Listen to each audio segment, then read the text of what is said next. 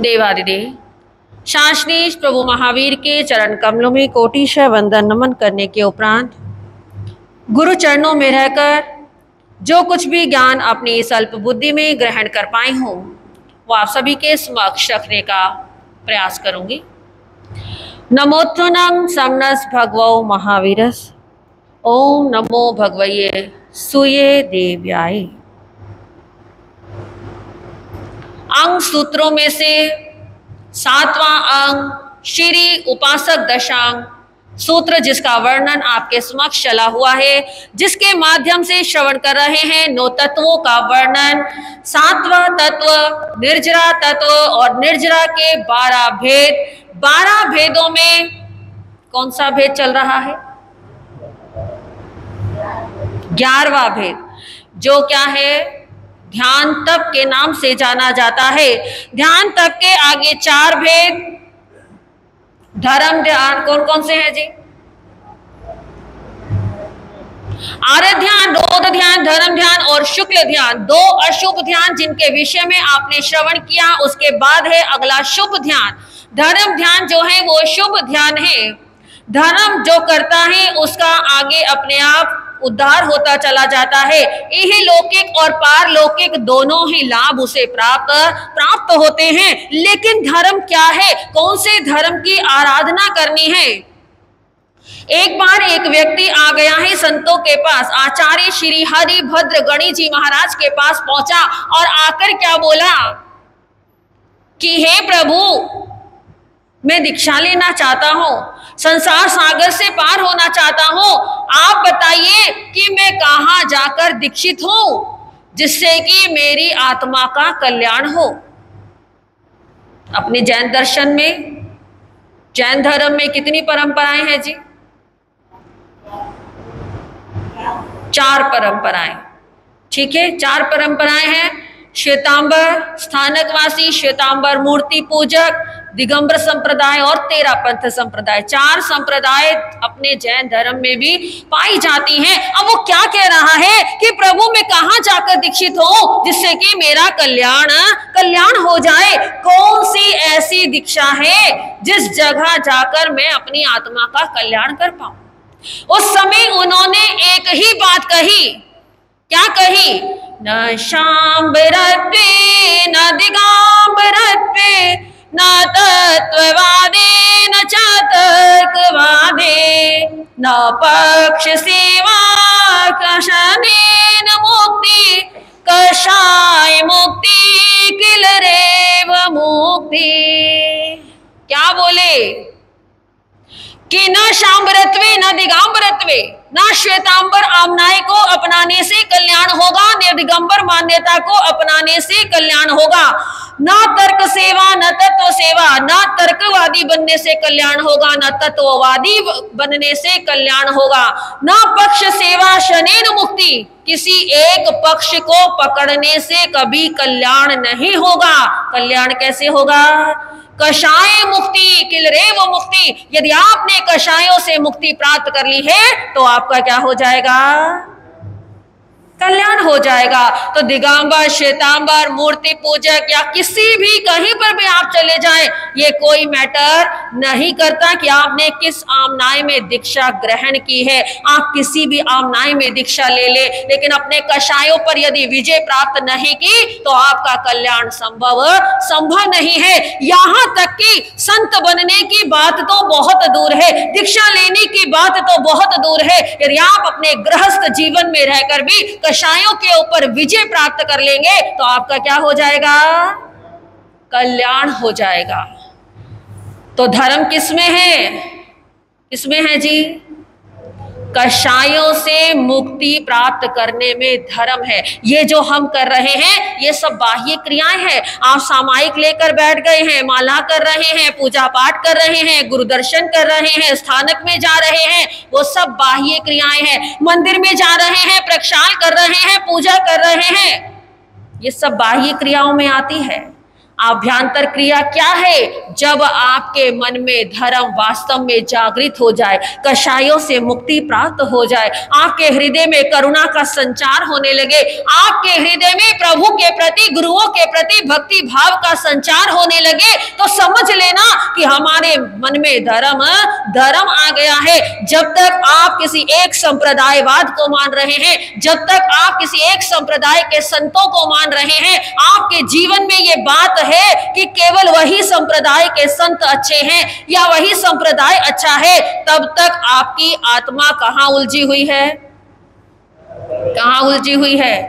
कषायों में उलझी हुई है। जिस दिन आपके मन में ये भाव आ गया कि सभी संत समान हैं, सारे संत उत्तम है, सबका त्याग उत्तम है, सारे धर्म उत्तम है, तो उस दिन समझ लेना कि हमारी आत्मा के उत्थान का कार्य प्रारंभ हो चुका है। जब तक एक जगह से चिपके रहेंगे, मेरी दादी गुरानी जी महाराज कहा करते थे, उनको क्या उपमा दी जाती थी? एक होता है सत्याग्रह और एक होता है हटाग्रह। हटाग्रह का तात्पर्य क्या है? जहां हट धर्म होता है कि सिर्फ ये मेरा है, यही अच्छा है। और सत्याग्रह क्या होता है? जहां पर जो भी सत्य है उसे स्वीकार किया जाता है, जो वास्तव में सत्य है वही मान लिया जाता है। जो हठाग्रही होते हैं उससे मकोड़े की उपमा दी जाती है। किसकी? मकोड़ा क्या होता है? मकोड़े दो तरह के होते हैं, एक साधारण मकोड़ा होता है और एक कौन सा होता है जिसे मुंह कोड़ा बोलते हैं, जिसका मुंह बड़ा अलग सा होता है। और वो जो मकोड़ा होता है उसकी क्या उसका गुण धर्म है? यदि वो किसी को चिपट जाए तो वो छोड़ता नहीं। क्या नहीं करता? देखा होगा आप लोगों ने, चीटा भी कहते हैं उसे, मकोड़ा भी कहते हैं, और पीपल आदि के वृक्ष के पास वो बहुत ज्यादा मात्रा में पाए जाते हैं। वो मकोड़ा जिसे पकड़ लेता है उसे छोड़ता नहीं है। वो जब तक उसे उतारने का प्रयास करो तो वो उतरेगा नहीं। वो क्या करता है? वो टूट ही जाता है, लेकिन छोड़ता नहीं है।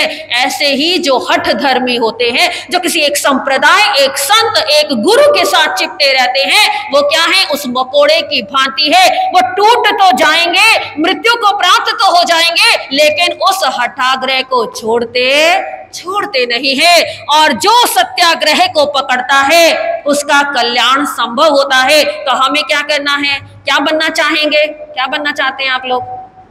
हठाग्रही या सत्याग्रही?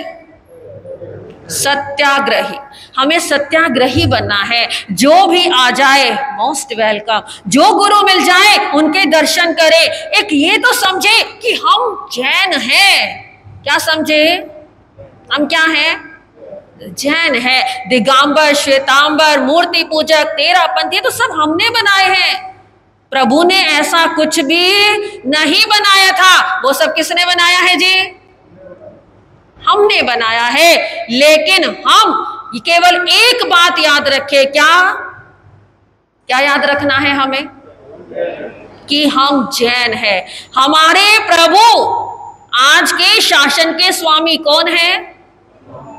श्रमण भगवान महावीर स्वामी के हम अनुयायी हैं और हम जैन हैं। यदि ये बात रहेगी तो हम धार्मिक हो गए हैं, और यदि इससे बाहर जाएंगे तो समझ लेना अभी हम धर्म के नजदीक नहीं आए हैं। तो धर्म ध्यान क्या कहता है कि स्वयं को किसमें लगा डालो? धर्म में लगा डालो। और शुभ ध्यान यहाँ पर हमारा प्रारंभ हो जाता है, जिससे पुण्यों का उपार्जन भी होता है और कर्मों की निर्जना भी होती है।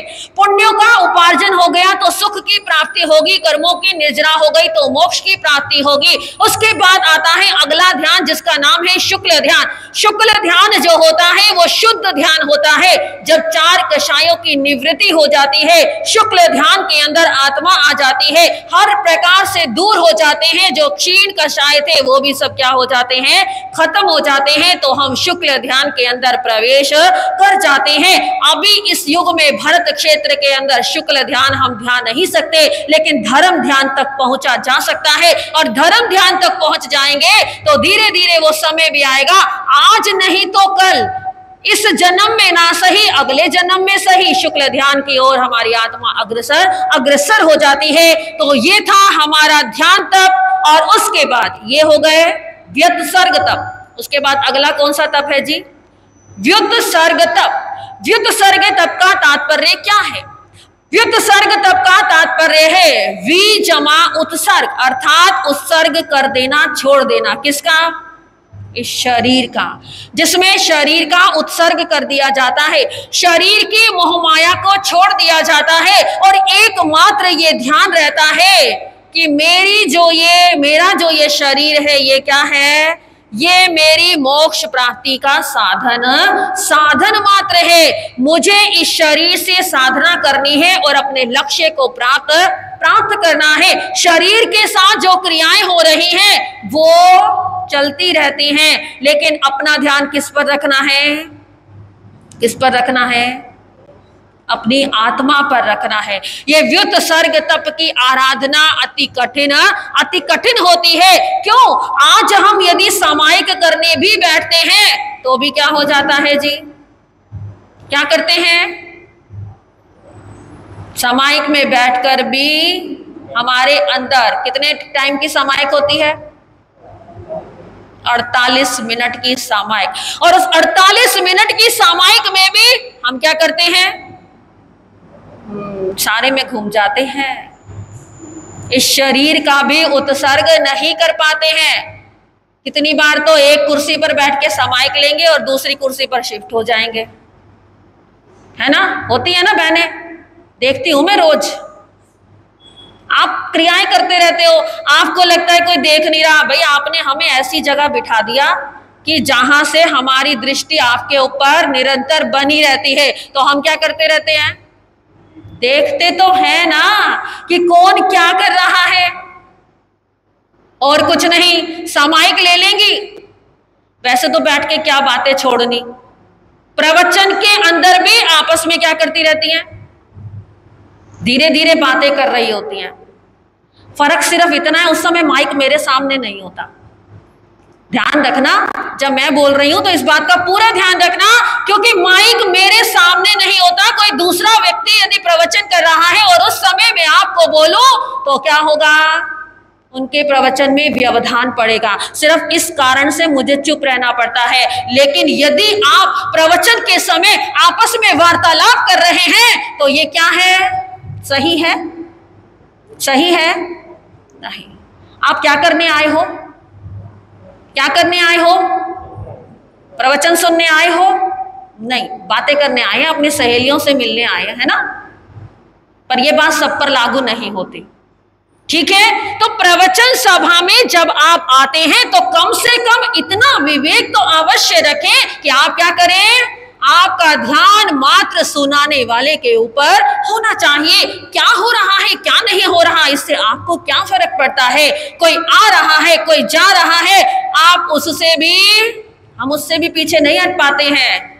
तो व्युत्सर्ग तप की आराधना तो कहां से आएगी? सामायिक ले लेते हैं और उस सामायिक के अंदर बैठकर क्या करते रहते हैं? प्रवचन में भी बातें कर रहे हैं, तो प्रवचन के बिना तो क्या ही करेंगे भाई? पूछ रहे थे मुझसे भाई, महाराज जी एक बात पूछनी है। मैं कहा बताओ जी। क्या सामायिक करते हुए बोल सकते हैं? हाँ, आप बताइए। अब ये प्रश्न मैं आपसे पूछती हूं, क्या सामायिक करते हुए बोलना चाहिए? नहीं बोलना चाहिए? बोलना चाहिए। वो सिर हिला रही है, कह रही बोलना चाहिए। हैं? अच्छा,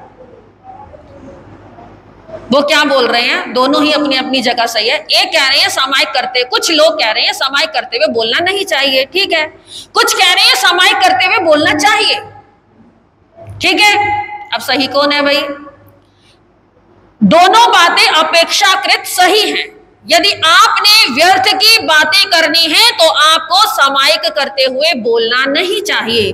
लेकिन यदि आप कोई भजन गा रहे हैं, प्रभु की भक्ति कर रहे हैं, या आपसे कोई धार्मिक चर्चाएं कर रहे हैं, आप धार्मिक प्रश्न आपसे पूछे गए हैं, आप उसका उत्तर दे रहे हैं, तो आप क्या कर सकते हैं? बोल सकते हैं, बोलना ही चाहिए, क्योंकि वहां पर बोलने से हमारे ज्ञान की क्या होती है, वृद्धि होती है। अपेक्षाकृत कोई भी कार्य किया भी जा सकता है और नहीं भी किया जा सकता। तो हम जो व्युत्सर्ग की बात कर रहे थे, हम सामायिक करते हैं। सामायिक के अंदर देखिए, आजकल शरीर की अवस्था बहुत अच्छी नहीं है। सभी क्या है, सभी के शरीर में कोई ना कोई परेशानी है, रोग है। कई बार हट्टा कट्टा दिखाई देता है, बड़ा अच्छा दिखाई देता है, लेकिन वही बहुत बीमार होते हैं। और कमर और घुटने, ये तो क्या है, क्या हो गया है आज के टाइम में, हाँ, सबके साथ चिपके हुए हैं। छोटे क्या, बड़े क्या, बुजुर्गों की तो बात ही छोड़ दो, तो सबके साथ ये लगे हुए हैं। ठीक है, थोड़ा बहुत करना पड़ता है, परंतु सामायिक करते हुए हमें इस चीज का विवेक रखना चाहिए कि जहां बैठकर हमने सामायिक ली है, उसी आसन पर वो सामायिक क्या करनी चाहिए, पूरी करनी चाहिए। ऐसा नहीं कि सामायिक ले ली और पूरे स्थानक में क्या कर रहे हैं, 48 मिनट की तो सामायिक है, और उस 48 मिनट में भी हम क्या कर देते हैं जी, पूरे उपाश्रय का चक्कर लगा लेते हैं।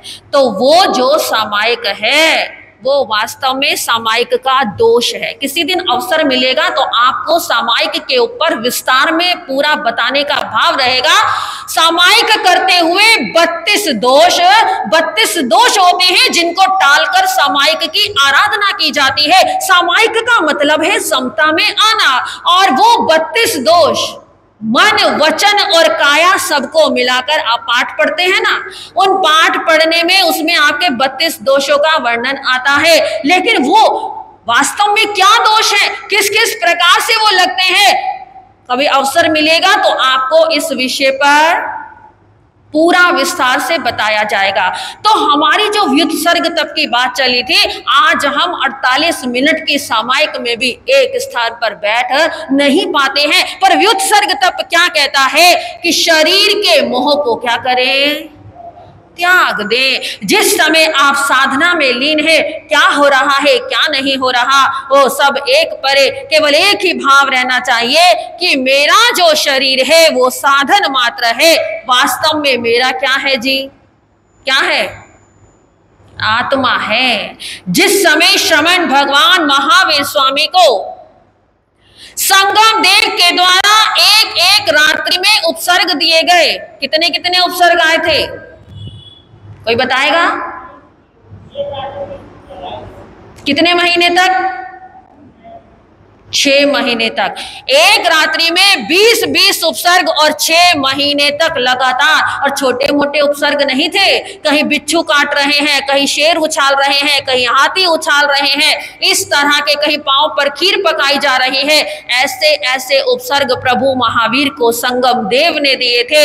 एक एक रात्रि में 20-20 उपसर्ग लगातार 6 महीने तक उपसर्ग देता रहा। और 6 महीने बाद जब उसने देखा कि ये तो ना जाने किस पत्थर का बना हुआ है, इसके ऊपर तो कोई असर नहीं है, वो भी क्या हो गया था, वो भी हिल उठा था कि ये कैसे, ये किस पत्थर के हैं।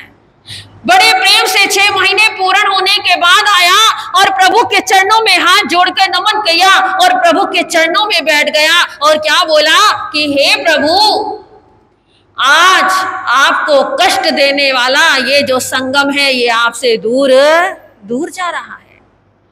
आज आपके लिए अत्यंत शुभ घड़ी है कि जिस कारण से आपसे ये कष्ट देने वाला संगम क्या हो जाएगा, दूर हो जाएगा। और इतने इतने उपसर्ग जो आपको सहन करने पड़ रहे हैं, ये उपसर्ग आपको सहन नहीं करने पड़ेंगे। श्रमण भगवान महावीर स्वामी जो 6 महीने के कष्टों में कभी उफ तक भी उन्होंने नहीं की, क्यों, क्योंकि वो व्युत्सर्ग तप की आराधना में चले गए थे। उनको अपने शरीर से कोई ममत्व नहीं था। वो एक ही बात कहते थे कि जो हो रहा है वो शरीर के साथ हो रहा है, मेरी आत्मा तो उज्जवल बन रही है। जो मैंने कर्म किए हुए हैं उनको मैं भोग रहा हूं और अपनी आत्मा को कुंदन बना रहा हूं। जब वो चला और चलते चलते थोड़ी आगे गया और फिर क्या मन किया, कि एक बार पीछे मुड़कर किसको देख लूं?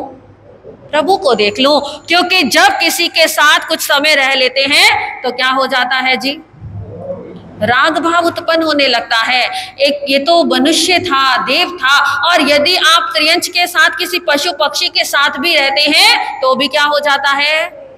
तो भी राग उत्पन्न हो जाता है। लगता है कि अरे वो कहाँ चला गया। महरौली में हमारा चातुर्मास, संध्या के समय डेली एक चिड़िया आती थी और आकर एक पिलर पे बैठा करती थी प्रवचन हॉल में। वहां एक हॉल हुआ करता था, अब तो बन गया, लेकिन पुरानी बात है। तो जब वो चिड़िया वहां पर आती थी काफी दिन तक लगातार, शाम का समय होता और उसके आने का समय हो जाता और सुबह वो वहां से चली जाती। एक दिन वो आई नहीं और हम दरवाजा बंद करने लगे तो गुरुजी क्या कहते हैं, क्योंकि शाम को मच्छर आने का रहता है, तो क्या होता है, दरवाजे बंद कर लो। वो चिड़िया आई नहीं तो हमारे बड़े गुरुजी कहते हैं कि मुन्ना आज दरवाजा बंद मत करो अभी। क्यों भाई? कहते चिड़िया के आने का टाइम हो रहा है, वो आज आई नहीं, लेट हो गई होगी।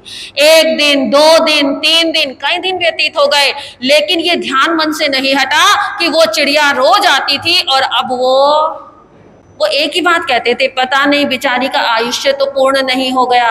रोज आती थी पर वो तो क्या होता है, लगाव हो जाता है। अब संगम देव ने क्या किया, प्रभु की तरफ देखा और क्या देख रहा है कि प्रभु की आंखों से अश्रुधारा बह रही है। कमाल हो गया, क्या पत्थर भी रोते हैं?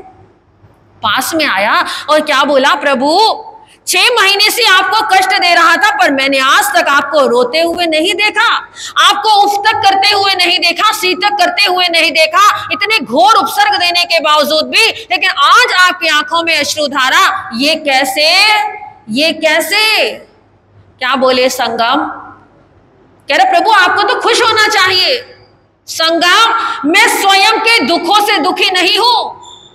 ये अश्रुधारा इसलिए आ रही है कि इन 6 महीनों में जो मुझे तुमने कष्ट दिए, उन कष्टों के सहारे से मैंने तो अपने कर्मों की निर्जरा कर ली, मेरी आत्मा तो उत्थान की ओर चल पड़ी है। लेकिन इन 6 महीनों में जो तुमने अपने कर्म बांधे हैं, उन कर्मों का भुगतान तुम कहां जाकर करोगे, किस रूप में करोगे? मैं ये सोचकर मेरी आत्मा द्रवित हो गई है। तो ये व्युत सर्ग तप की आराधना क्या कहती है? शरीर के मोह का त्याग करके आत्मा के चिंतन में लीन रहे, तो ये है हमारा 12वां तप, व्युत सर्ग तप।